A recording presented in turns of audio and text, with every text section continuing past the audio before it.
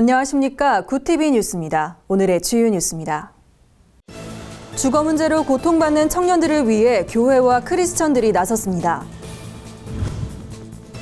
IS 테러 등으로 이슬람에 대한 공포가 커지는 가운데 교회와 크리스천들이 어떤 자세를 가져야 하는지 짚어봅니다. 심각한 부채 문제에 시달리던 기아성 서대문 측 총회회관이 결국 매각됐습니다. 총선이 한 달 앞으로 다가온 가운데 기독자유당이 기자회견을 열고 향후 일정과 계획을 발표했습니다. 한국교회를 바르게 세우기 위한 성경 세미나가 개최됐습니다. 첫 소식입니다. 헬조선, M4세대, 흑수저 같은 신조어는 팍팍한 이 시대 청년들의 삶을 대변합니다. 특히 대학생 주거 문제가 심각한 사회 문제로 대두되고 있는 가운데 학사관과 쉐어하우스 같은 주거 공간을 제공하는 교회와 크리스천이 있어 찾아가 봤습니다. 정원희 기자입니다. 대학 밀집 지역인 서울 마포구. 이곳에 위치한 서연교회는 지난 2005년부터 교회 앞 건물 2채를 매입해 학사관으로 운영하고 있습니다. 이곳에 거주하는 학생은 남녀를 합해 총 50여 명으로 모두 지방에서 대학 생활을 위해 올라온 청년들입니다. 갈수록 높아지는 임대료로 많은 대학생들이 고통받고 있지만 이들은 매달 전기세, 가스비 등 기본적인 공과금만 부담하고 있습니다. 서울 시내 서연교회와 같이 학사관을 운영하고 있는 교회는 약 20여 곳이며 각각 학생들에게 최소 생활비용으로 숙식을 제공합니다. 교회 학사관의 또 다른 장점은 집을 떠나 홀로 지내는 학생들이 함께 교제하며 신앙 안에서 학업을 이어간다는 데 있습니다.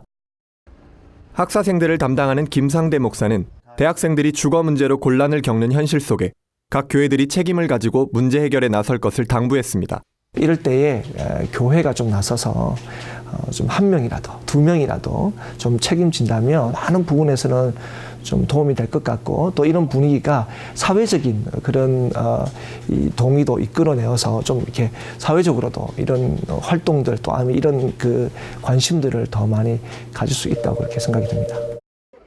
남산 자락에 자리 잡은 이 건물은 불과 작년까지만 해도 비행과 범죄를 부추기는 마을의 골칫거리였지만 이제는 동네에서 가장 주목받는 공간으로 거듭났습니다.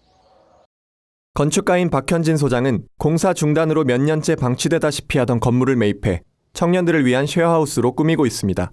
빈부 격차가 너무 심한 지금 현재 상태에서 청년들뿐만 아니라 그 가난한 사람들의 주거 환경에 대한 이제 직업이 건축가이다 보니까 그런 데 대한 관심을 안 가질 수가 없었고 계속 그런 마음을 하나님이 계속 주셔서 제가 어떻게 도울 수 있을지.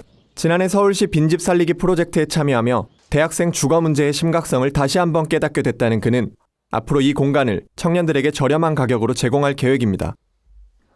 박 소장은 또한 단순히 물질적 부담을 덜어주는 차원이 아닌 인생 선배로서 청년들이 신앙 안의 꿈을 이뤄나갈 수 있도록 돕고 싶다고 밝혔습니다. 저뿐만 아니라 각각의 전문 분야든 또 일반적인 분야든 이런 마음들이 좀 많이 모였으면 좋겠어요. 그래서 공간도 나누고 꿈도 나누고 그런 전문적인 영역도 같이 나누는 진정한 쉐어하우스가 될 수 있는.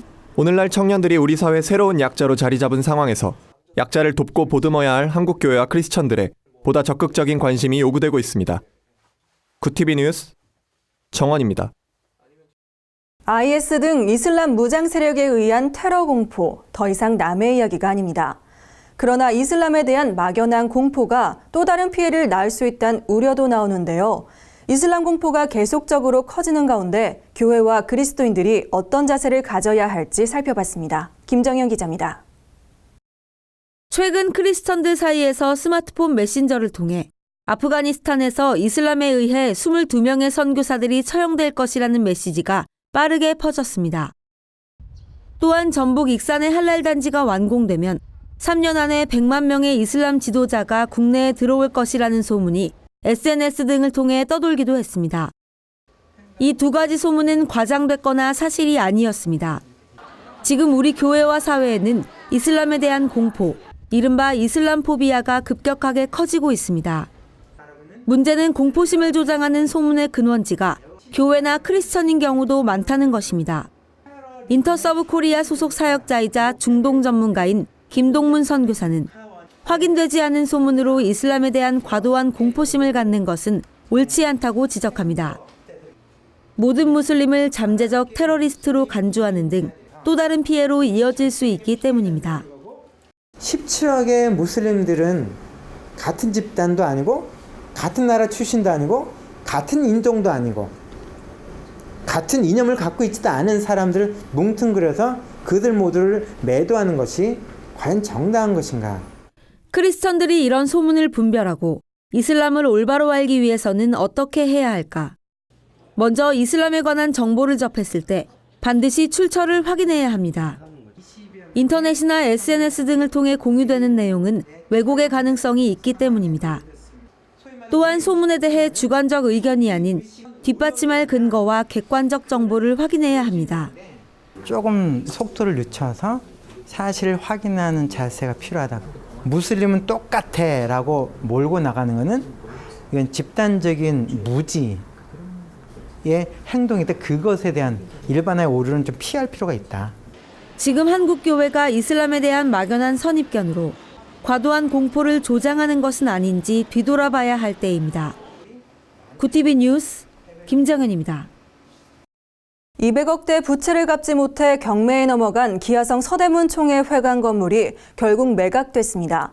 기아성 서대문 총회는 해당 업체로부터 매각 대금 265억 원 중 220억 원을 받은 상태입니다.